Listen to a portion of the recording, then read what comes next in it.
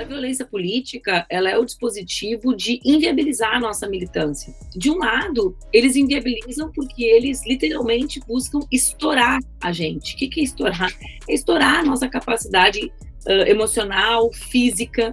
Porque hoje a gente tem, né, dados científicos mostrando que 50% da produção científica é feita por mulheres, né, assinada ali por mulheres, mas então para onde vão essas mulheres? Qual é o mercado que elas vão atuar depois? Quais as posições que elas vão? A gente está preparando, está discutindo o suficiente para que elas tenham, né, esse perfil, né, de explorar suas habilidades, né? Me tornar a primeira mulher medalhista olímpica na história do Brasil em esportes individuais, isso aconteceu.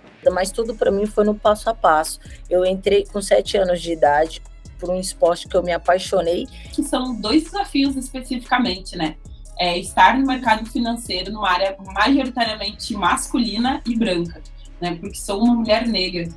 Quando eu comecei, eu sempre gostei muito de finanças, sempre fui muito apaixonada por finanças, e toda vez que eu ia pesquisar sobre o assunto ou ia entender sobre o tema, sempre as mesmas pessoas falando sobre isso. Eu acho que para a mulher em qualquer profissão, não só no jornalismo, na comunicação, as barreiras são sempre mais, até mesmo nos lugares onde já está estabelecido, né, de posições já estão sendo ocupadas por mulheres, mesmo assim as barreiras estão sempre lá.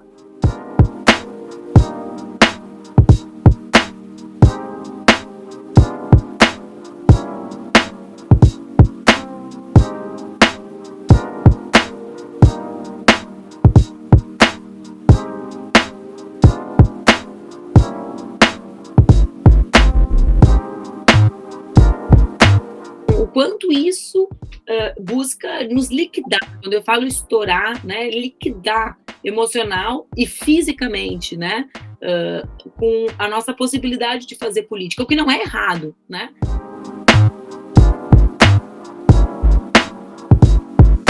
De um lado tem isso, mas de outro lado tem a própria inviabilidade política, né? Então, mesmo quando uma mulher como eu, né, que ocupa posições e que tem objetivamente uma densidade eleitoral incomum, digamos assim. Mesmo assim, mesmo dentro da própria esquerda, do campo democrático, ainda há aqueles que pensem que eu sou inviável eleitoralmente por causa de várias coisas que eles argumentam, mas que no fundo é a violência política de gênero que eu sofro. Eu entendo que a violência política de gênero é um instrumento de impedir que mais mulheres ocupem o legislativo e que mulheres ocupem o executivo. Por quê? Porque quando as mulheres, como eu, são vítimas de violência, as mulheres que não fazem política não vão se sentir exatamente animadas a fazer, né? Digamos assim, a maior antipropaganda que pode existir para uma mulher participar na política é a violência política contra as mulheres. Então, ele, em primeiro lugar, é um dano coletivo, né? A violência política de gênero, ela é compreendida sempre como algo individual, mas não existe nada na política que seja tão coletivo quanto a violência contra nós, porque ela é desestimuladora para todas as demais, ou seja, não é sobre uma de nós, é sobre todas nós. É um instrumento de regulação de todos os corpos.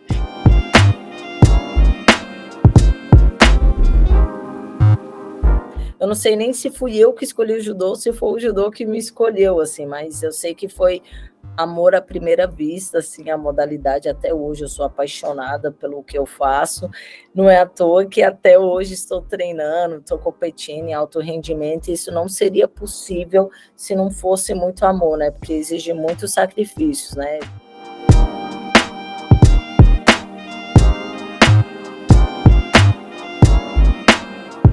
É uma porta para o mundo mesmo. Tipo, o esporte, ele te oportuniza coisas que você talvez não teria condição, né? É bem simples. Por exemplo, será que minha mãe teria condição de pagar uma faculdade particular, de conhecer o mundo inteiro, viajar, né? Fazendo o que você ama, que é seu esporte? Talvez não.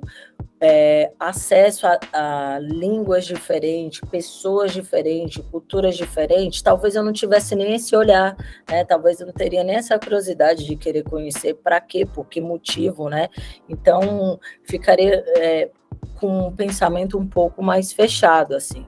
Então, o esporte sem sombra de dúvida, tem um papel muito forte social, de inclusão, né, de porta de entrada para vários ambientes, e isso é acesso à educação, e só de você ter acesso a uma boa educação, você tem um acesso melhor para as oportunidades do mundo, né, de deslumbrar lugares diferentes, conhecer lugares, pesquisas, histórias diferentes. Então, abre o seu olhar. O esporte, para mim, transformou, mas nada seria possível se eu não tivesse, né, esse apoio familiar e, sem dúvida nenhuma, os exemplos das mulheres guerreiras que eu tenho, assim, dentro da minha família, que sempre fizeram eu acreditar e lutar pelas coisas que eu acredito, assim.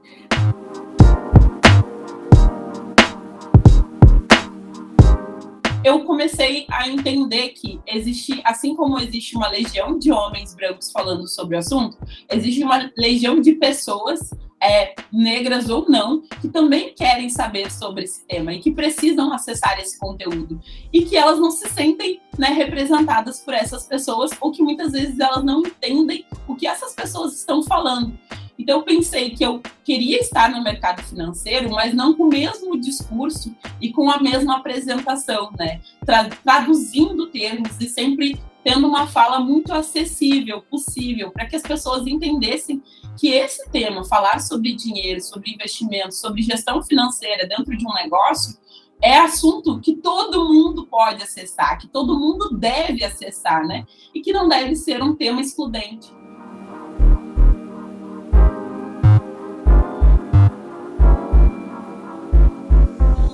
Quando eu olho só homens nessa referência do lugar do poder econômico, né?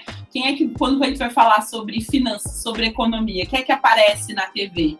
Vai lá um homem de terno e gravata para falar. Como que muitas vezes uma mulher que está gerenciando uma casa, né, que tem filhos, que ela vai olhar dentro da realidade dela, que ela está gerenciando, por exemplo, um salário mínimo para uma família de 5 pessoas. Ela está fazendo muitas vezes milagre, ela tem muitos conhecimentos financeiros e econômicos, mas na cabeça dela, a referência, né, no que constrói a sociedade, a referência é este homem. Então ela olha para o conhecimento que ela tem e ela pensa assim, nossa, esse conhecimento não vale de nada, né? Porque a sociedade diz para ela o tempo todo. Tem um movimento muito grande de várias mulheres entenderem que esse é um espaço possível e é um espaço delas, não é só possível, mas é um espaço delas, e tomando a conta se empoderando da sua própria narrativa profissional, dizendo que vou trabalhar no mercado financeiro, eu vou trabalhar em outras áreas. Existe um movimento muito grande também de mulheres pretas, especificamente, a gente falando de raça, né? Não só mulheres pretas, mas pessoas pretas no geral fazendo esse movimento, falando sobre dinheiro e entrando no mercado financeiro. E acho que tem um outro movimento que é da nossa auto-organização, da nossa mobilização, né? De falar, de conversar, de aglutinar o meu conhecimento com o conhecimento de outras mulheres e assim a gente conseguir ter mais voz, fazer com que essa voz seja ecoada, né, em lugares que elas ainda não chegavam.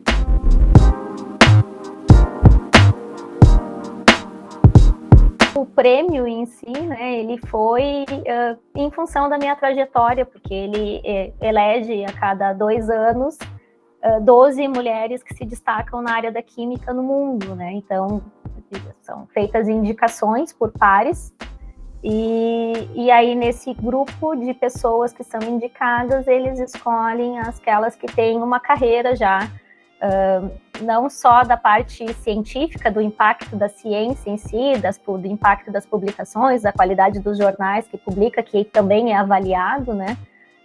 Mas também o impacto das outras atividades de liderança, o papel da mulher mesmo, de trazer outras novas cientistas, né? De dar suporte, de assumir cargos de liderança.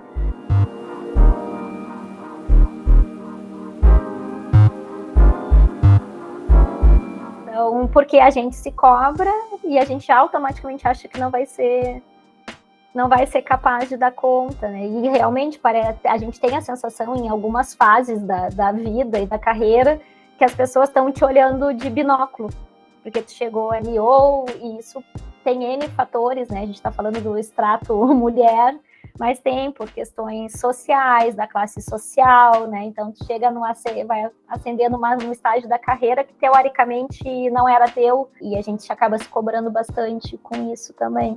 São coisas que eu acredito que a gente tem que superar com o tempo. Então, com certeza, essa ampliação das vagas nas universidades, a ampliação do sistema em si, acredito que leve também a um desenvolvimento maior e impacte nas nossas escolhas como mulheres profissionais e mulheres na ciência, né? O próprio número de vagas nas universidades amplia o número de vagas, a gente consegue ter mais acesso, né? Então, a gente tem visto essas mudanças também em função desses perfis, as políticas de permanência dentro das instituições, né? Então, ter bolsa, ter restaurante universitário, ter opção de moradia estudantil para quem precisa, tanto na graduação quanto na pós. Então, isso com certeza abre mais possibilidades, principalmente para aqueles que têm, né? A gente sempre tem que lembrar que a gente tem muitas pessoas muito habilitadas a muitas coisas e muitas vezes a gente desperdiça isso como país porque não investe, né? Então, o nosso grande capital humano poderia ter um investimento muito maior, né? Então, a gente precisa sempre lembrar disso, né? Dessas políticas, assim. Acho que se eu pudesse defender uma bandeira, seria sempre essa, assim, né? Que, com certeza, impacta muito na vida de muitas pessoas, ou poderia impactar mais, né, na vida das pessoas.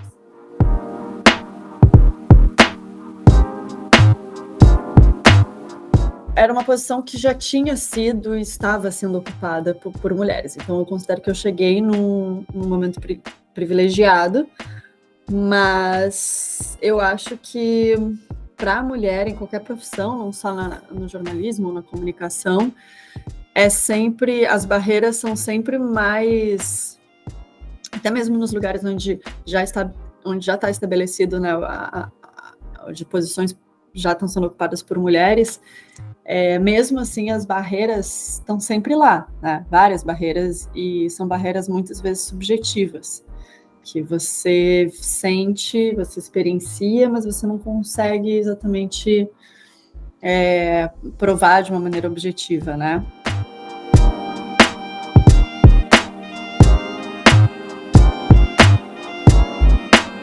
Talvez, acho que a mulher tem isso, né? Quando a mulher está numa posição de chefia, ela precisa, é como se ela precisasse se provar mais do que o homem. Então, e isso às vezes cai num lugar que é muito representativo do machismo estrutural, que isso cai no lugar de, fulana é uma bruxa, a fulana é uma carrasca, a fulana é arrogante, né? Esses adjetivos que eu já ouvi, assim, para se referir a várias mulheres em posições de liderança. Então, o que eu vejo é que as mulheres que conseguem chegar nessas posições, elas são...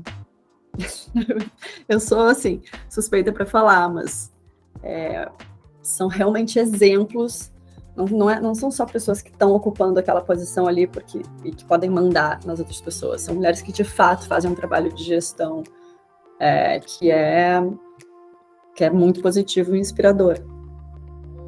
Se não fosse essa força, né, da minha avó, da minha mãe, que foram mais presentes, né, que eram as que me levavam para a competição, me buscavam da competição, me levavam para os treinamentos e voltavam, então sempre tive o apoio total da minha família.